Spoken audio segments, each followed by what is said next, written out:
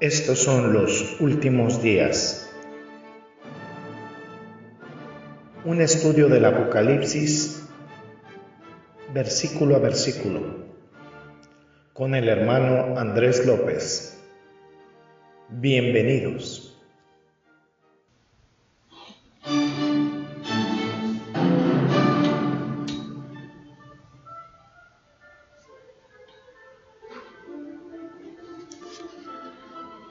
¿Qué tal amigos? Bienvenidos a otra nueva emisión de Los Últimos Días, un estudio completo del Apocalipsis, versículo a versículo. ¿Y qué tal? Soy su hermano y amigo Andrés López y estamos aquí para continuar este fascinante estudio de la iglesia en Pérgamo y bien contento de regresar a nuestro estudio, que seguramente será de gran bendición y edificación para los oyentes, con la dirección del Espíritu Santo como siempre.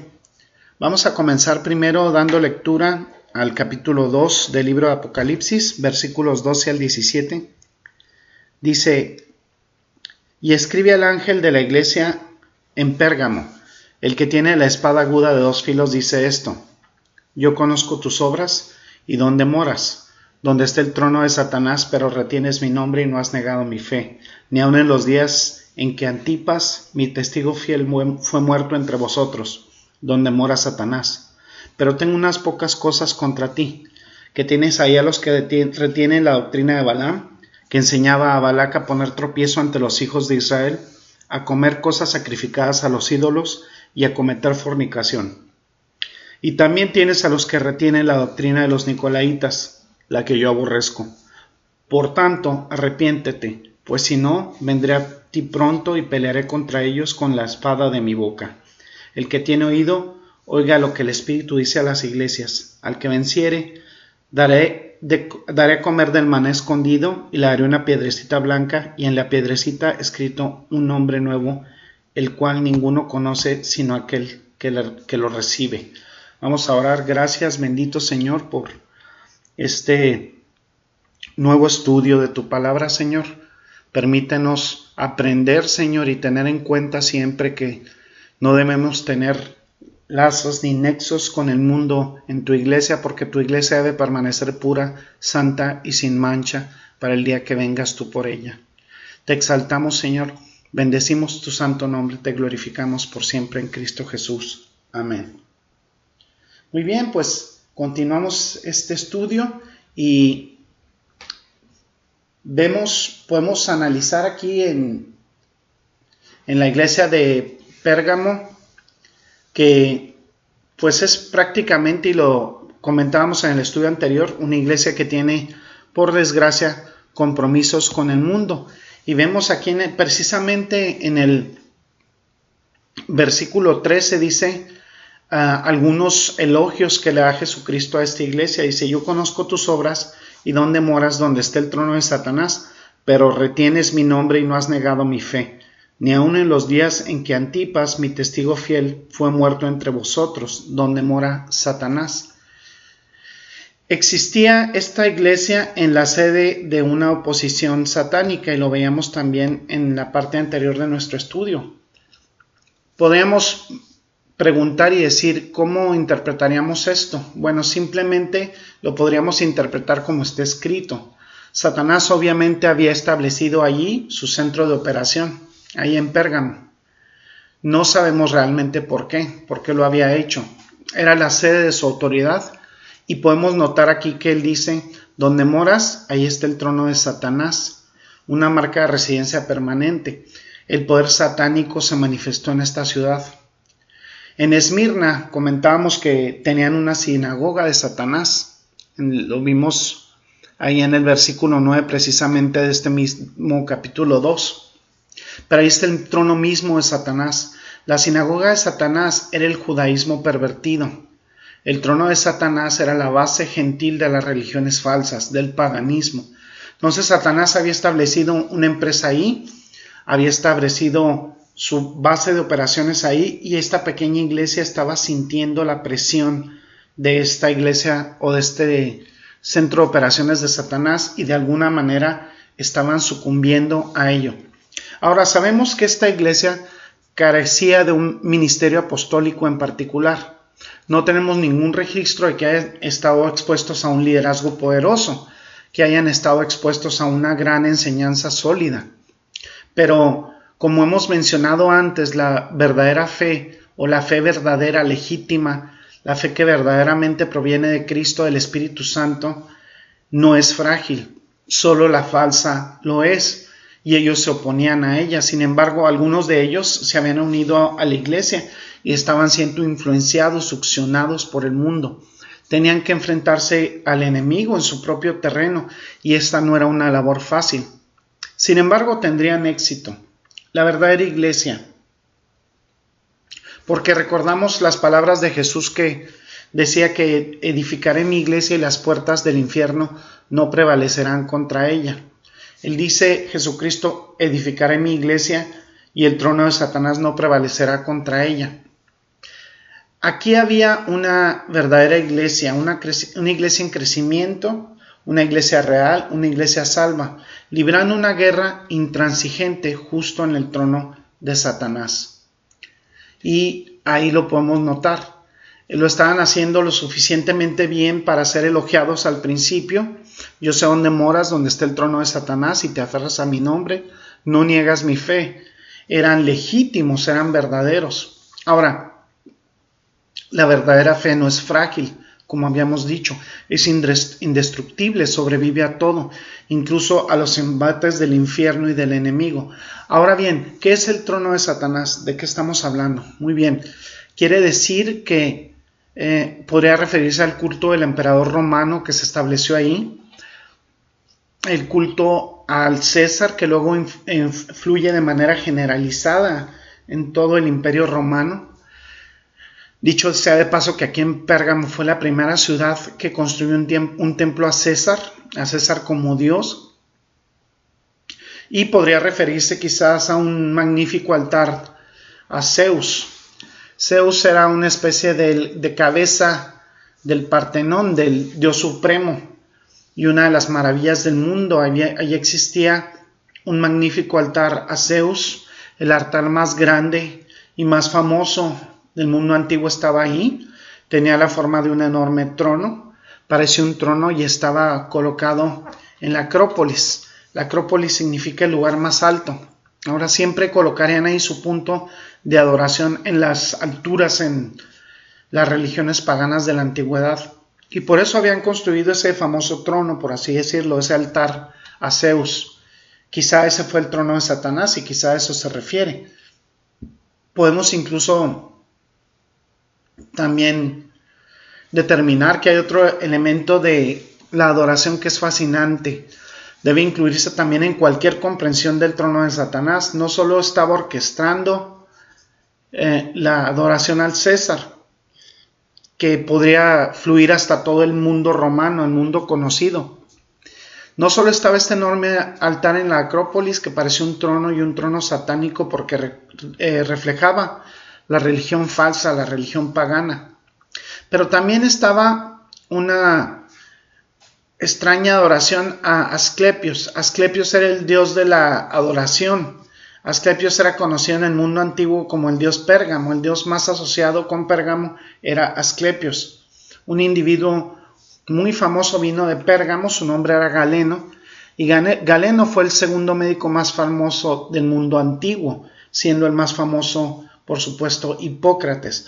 Cualquier médico, antes de que pueda pasar el proceso, toma lo que se conoce como el juramento hipocrático, y esta es una declaración ética hecha por Hipócrates, el gran médico griego, que debería ser el estándar por el cual cualquier médico ejerce su oficio.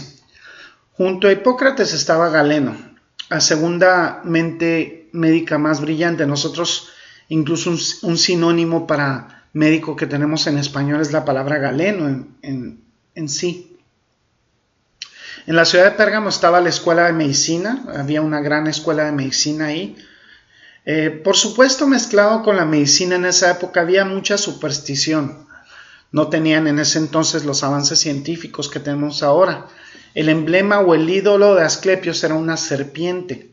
Si alguna vez han visto el símbolo médico, amados radioescuchas, notaremos que en medio del símbolo médico gira alrededor del poste una serpiente. Ese es el antiguo dios Asclepios, dios de la curación. Cuando fue al templo de Asclepios, fue allí para ser sanado. En ese templo había serpientes inofensivas que se deslizaban por todo el templo, por todo el suelo del templo. Y para ser sanado ahí, la gente tenía que acostarse y quedarse ahí, dormirse en el suelo del templo. Y mientras la gente dormía, había una multiplicidad desactivada de la deidad de Asclepios que se arrastraba sobre el cuerpo de las personas durmientes y les infundía su poder curativo. ¿Podemos decir que él tiene un trasfondo satánico? Por supuesto que sí, directamente de la serpiente antigua misma. Entonces, cuando escuchamos que Asclepios estaba ahí, era el dios serpiente. Indudablemente tiene un trasfondo satánico esto. Sabía uno que en ese entonces que Satanás estaba ahí reinando. Y cuando lógicamente tenemos en cuenta que adoraban a los césares, pues estábamos conscientes de que Satanás también tenía su trono ahí. Cuando ponemos todo esto junto, determinamos que ese es el trono de Satanás. En medio de esto está la poderosa obra de Satanás. Había, en medio de todo esta adoración y este paganismo, había una pequeña iglesia. Y es fascinante esto, porque Jesucristo dice, ustedes se aferran a mi nombre y no niegan mi fe. Ese es el elogio. Dice literalmente, yo conozco tus obras y dónde moras, donde está el trono de Satanás. Dice, pero retienes mi nombre y no has negado mi fe. Y ese es un elogio muy importante. Ese es el elogio. Se aferraban al nombre de Cristo, no negaban su fe, mantenían fiel su nombre. Su nombre significa lo que Jesucristo es, la persona, el trabajo de Jesucristo. No negaron su verdad, su evangelio, el mensaje de salvación por fe. No negaron a Jesucristo, no negaron quién era Él y nunca negaron su fe en su evangelio, su verdad y la verdad única. Nunca desviaron su teología y nunca desviaron su fidelidad. Creían la verdad y se habían mantenido fieles. Se habían mantenido fieles sin compromiso. El valor de su fe hasta ese momento era evidente.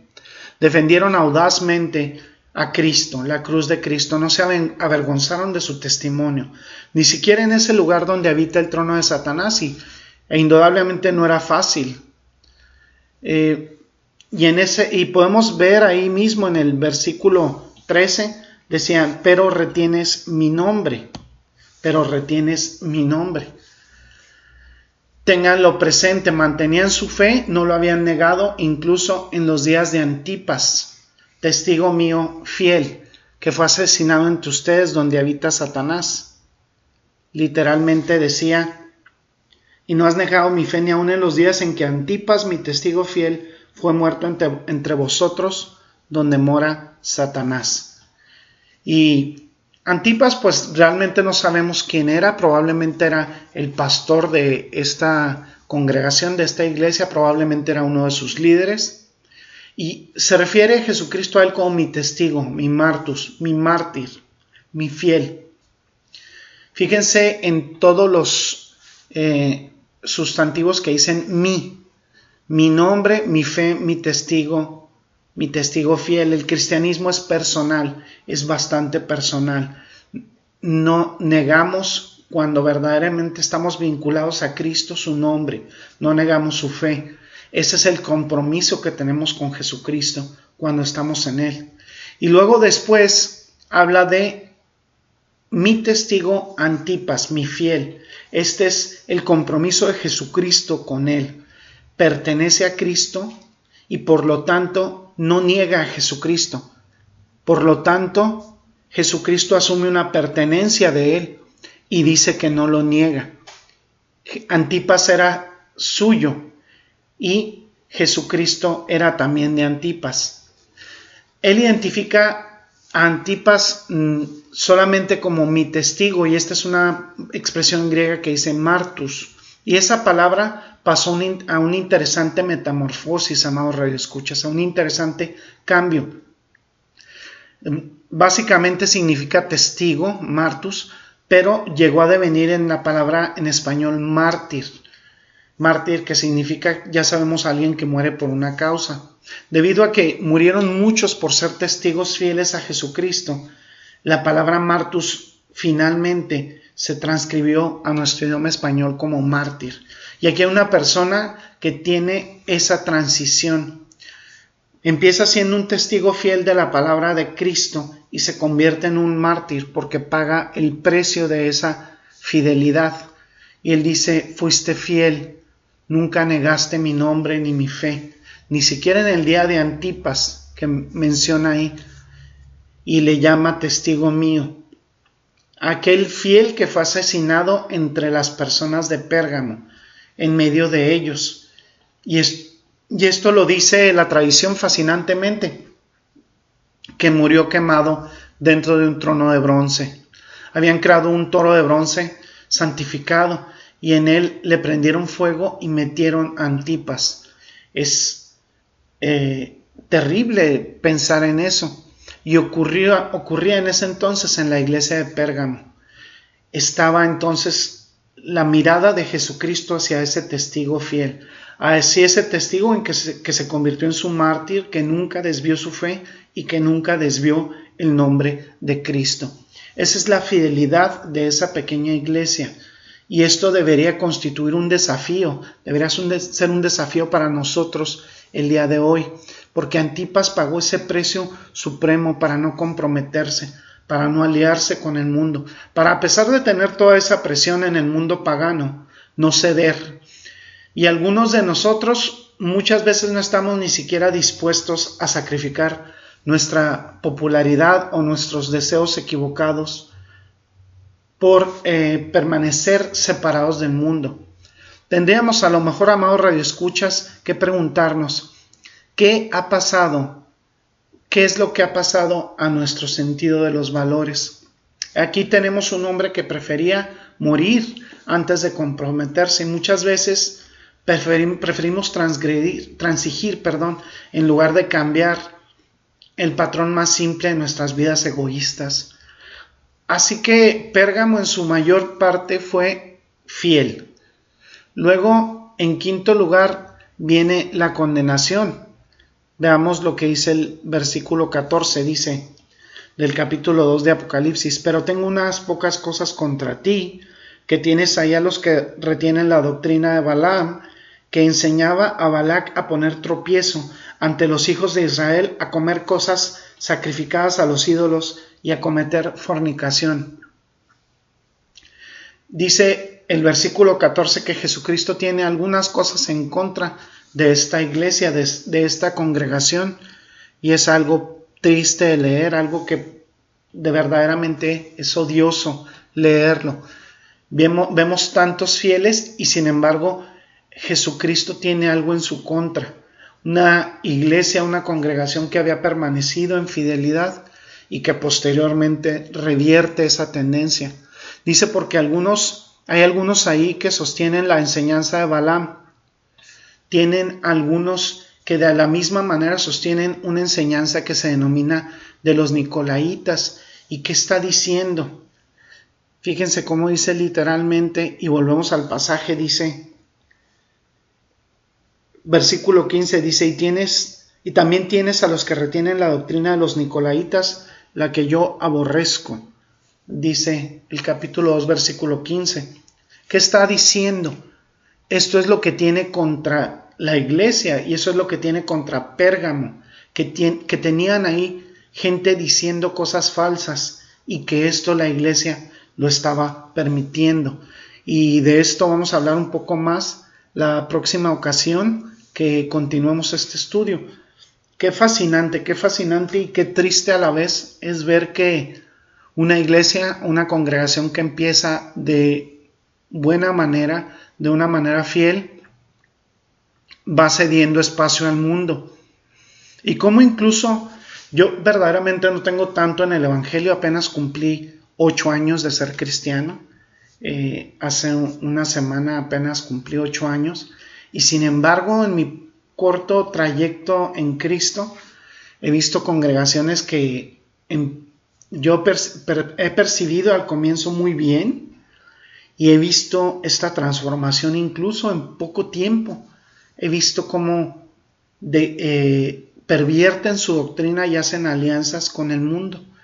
Y esto es verdaderamente bien triste, bien interesante y bien triste. Esperemos mantenernos como ese remanente que sigue fiel a la sana doctrina, a las enseñanzas de Cristo. Y también mi llamado es para ti, amado radioescucha, si estás en este momento sintonizando, si estás escuchando este podcast, cuán severo es el castigo que tiene Dios reservados para quienes conocen su verdad y la abandonan. E imagínate qué castigo tan tremendo quienes le niegan abiertamente. Yo en este momento te invito a que aceptes a Cristo en tu corazón como tu único y suficiente Salvador. No tienes que esperar a mañana, puedes hacerlo el día de hoy. Y es importante hacerlo el día de hoy porque no estamos seguros de que vaya a existir el mañana. No estamos seguros. Dice la Escritura que aquel que no cree en Cristo es maldición.